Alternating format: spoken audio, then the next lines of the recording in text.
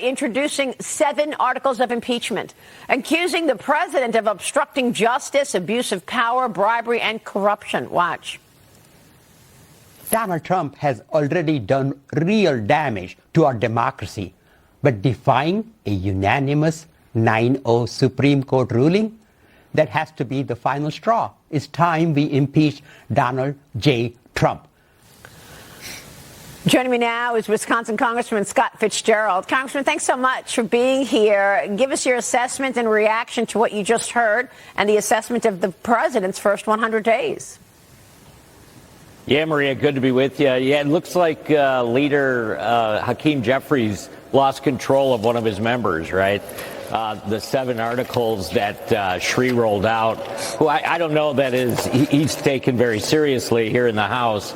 But, it was expected, I guess, at some point that the leader couldn't control kind of the messaging. And here we are. Nobody's really surprised, I think. But I think we're all kind of a little bit tongue-in-cheek on what's going on that front. What do you think is most significant in the first 100 days? Is it the securing of the border, where only 3 people were apprehended this month versus 250,000 almost a year ago, and, of course, hundreds of thousands under Joe Biden? Or is it inflation being reined in, which was a huge problem from the American people, and now it's a completely different story, or something else? No, it's the border. I don't think there's any question about it. And the one thing that we've learned kind of as members is that we have a lot more work to do. I think there's kind of an assumption that, President Trump did such a good job and was so prepared to tackle that issue that we're kind of already wrapping our arms around it. But the fact of the matter is we have a lot more work to do. And this week in the Judiciary Committee, Chairman Jordan has been telling the members, this is going to be a big part of reconciliation for the Judiciary Committee, because we're looking at a figure like $100 billion that could be generated and actually be used to do further security down there. So there's a lot of different angles. The cartels are still very active, and we have work to do there, but it's unbelievable the amount that's been accomplished down there already by President Trump. Yeah, I mean, one of the key items here to talk about is the president aiming to boost manufacturing in America in this first 100 days. He signed an executive order rebuilding the economy, restoring national and economic security.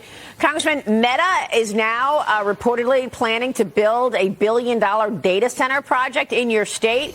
What is the impact of that on your state? Give us a sense of what that means for Wisconsin. Oh, it's unbelievable. I mean, it's great news. We were anticipating some type of announcement. It's fantastic that it's now come through. Listen, our big sectors in Wisconsin are agriculture and tourism, but also manufacturing, light manufacturing specifically. And there's been a significant boost in the ability to kind of be nimble on that front in the state since President Trump came back into office. So we're excited. A lot of the headlines are really positive right now in our state, and I think across the country. I mean, I guess what I'm asking is what does that mean for jobs? What does that mean for wages? I mean, are you going to see an actual, practical impact here when you see a company like Meta firing up a whole new plant in Wisconsin? What does that mean for jobs? Yeah, it's a little difficult to tell, I think, at this point how that equation kind of will work itself out. But what we've seen in the past is if that infrastructure investment and with the coordination with local officials and state officials on infrastructure is in place, it often creates kind of a environment that some of these corporations can flourish in. Yeah. So, and that's exactly what we need in Wisconsin right now. Here's Lee Carter. Well, I'm curious. I mean, I can remember a time where we had a president who said these jobs are never coming back. And American people rejected that and said that's not possible. You look at this president and what he's done.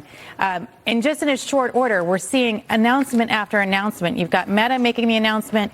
You've got Merck making an announcement today in Delaware. We've got other companies who are saying they're bringing manufacturing back in all of these places. It's an issue of jobs, but it's also an issue of national security, getting jobs back here so we're not dependent on other countries. Talk about the impact of that and how quick this is happening. Before we go there, I just want to bring us some breaking news here because GM is reporting earnings right now. And as expected, the company is withdrawing its guidance that it has already given us. This was very much expected from Wall Street. The stock right now is higher because the earnings were very strong. The revenues were better than expected on General Motors.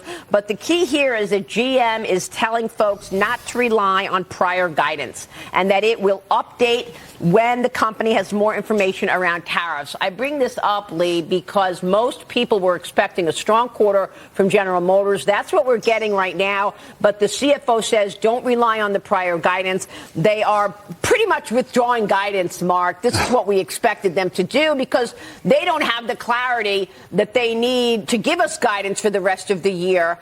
And, we got more clarity today, though, with this change in terms of the auto tariffs. This is the best lesson that companies should learn right now is you don't have to give any guidance and your stock goes up. I mean, we saw it from United Airlines last week or the week before when they said, hey, if things are bad, we're going to do $7 in earnings. If things are good, it's going to be $13.50. Look, I think every single one of these companies, not knowing where we're going to be with tariffs, you need to just put your nose down and do what you do best. You got to execute. They're reassessing 2025, as you would expect. Sorry about that, Lee. Go ahead. No, so you look at all of this, withdrawing guidance, and we still don't know the impact of tariffs, but we're seeing a lot of positive momentum here. And we're seeing jobs coming back. We're seeing inflation come down. We're seeing, we're going to see later on, Scott Bessent is joining the press briefing, and we're expecting to see a lot more confidence coming out of this. So but what we really need to see, Congressman, is confidence on the tax extensions. Are you going to be able to get this done?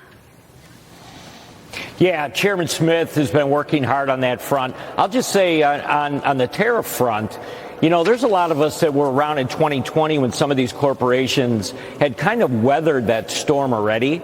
So they're very familiar with this. And if they didn't expect that the tariffs were something that was going to be coming down the pike at them, I don't know what they were thinking. So I think this has been blown way out of proportion compared to some of the decisions we're seeing that are affecting Wall Street as well. So that mix is out there, and members of Congress are well aware of it.